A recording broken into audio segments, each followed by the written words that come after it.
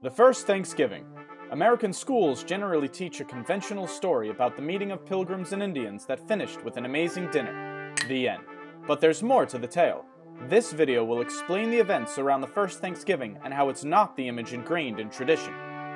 At the start of the 17th century, southern New England was home to a variety of busy communities within several confederations. These were the people of the first light, and they called their home the Dawnland.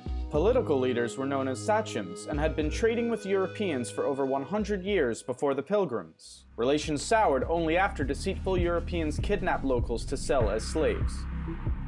Permanent European settlement was impossible due to the already high population of native occupants. But in 1616, tradesmen introduced a disease to the Dawnland, whose inhabitants died in droves from a lack of immunity. In 3 years, up to 90% were wiped out in several confederations, including the Wampanoag. Their head sachem, Massasoit, was aware of how close they were to being subjugated by their unafflicted enemy, the Narragansett. He was determined to save his people from such a fate. This was the political world the Pilgrims were about to enter. The Pilgrims were not called Pilgrims by their contemporaries. They were known as Separatists, a branch of the English Puritans. King James hated Puritans and began persecuting them in 1604, so the Separatists fled to Holland, where they were free to worship. But because they feared losing their national and communal identity, the congregation wanted a new place to plant their church.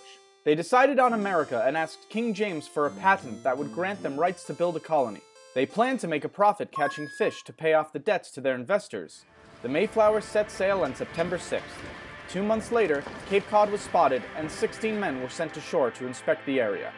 Unfortunately, the settlers didn't know how to fish and food was running out. They resorted to stealing from graves, homes, and storage pits to keep everyone alive. Then came their first hostile encounter with natives, but no one was killed. On December 12th, they reached New Plymouth. They did not land on any specific rock, but folklore insists they did.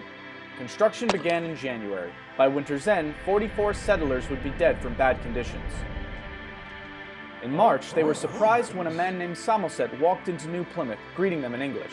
He told them they were building on top of a village called Patuxet, whose residents had all died from the recent epidemic. It belonged to the Wampanoag, and their chief, Massasoit, was watching them. The settlers were eager to trade, so 5 days later, Samoset returned with furs and companions, including Tisquantum. Known famously as Squanto, he had come to tell them in perfect English that Massasoit had arrived.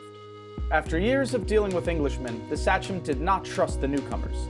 Edward Winslow was sent to be a hostage and declared the settlers' peaceful intentions. Satisfied, Massasoit walked into New Plymouth and was regally greeted by the governor. A peace treaty was created, ensuring mutual protection if attacked by enemies. With the help of Squanto, New Plymouth settlers began to fare better. He taught them how to grow crops and was absolutely vital as an interpreter. To the Separatists, he was a gift from God.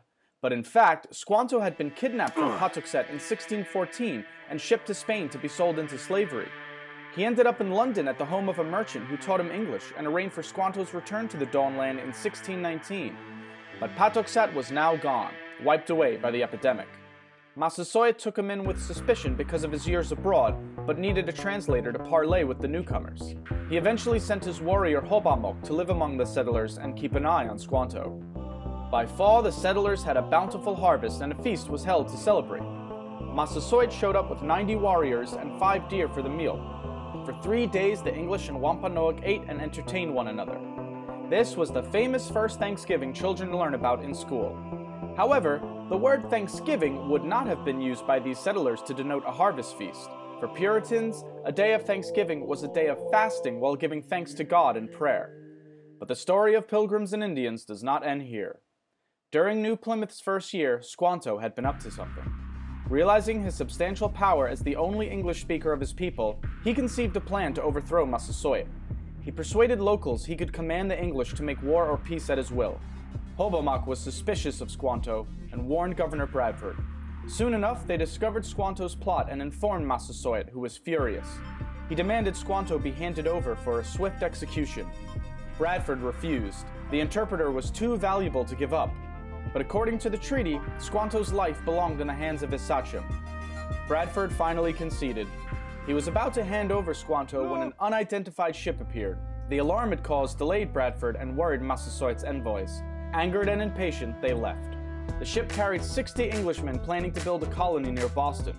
They abused the Massachusetts locals, initiating a conspiracy to kill the colonists. Warned about the plot, New Plymouth's leaders launched a preemptive strike to save their impudent countrymen.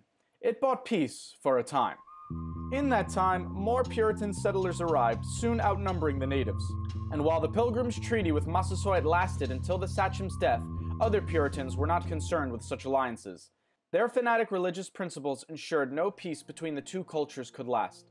To Puritans, Native Americans were the other, wild, savage, godless.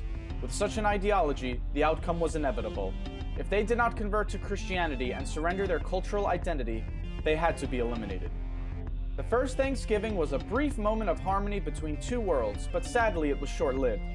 The capitalist opportunities the Dawnland presented, combined with zealous puritanical beliefs, were incentive enough to wipe away the native inhabitants.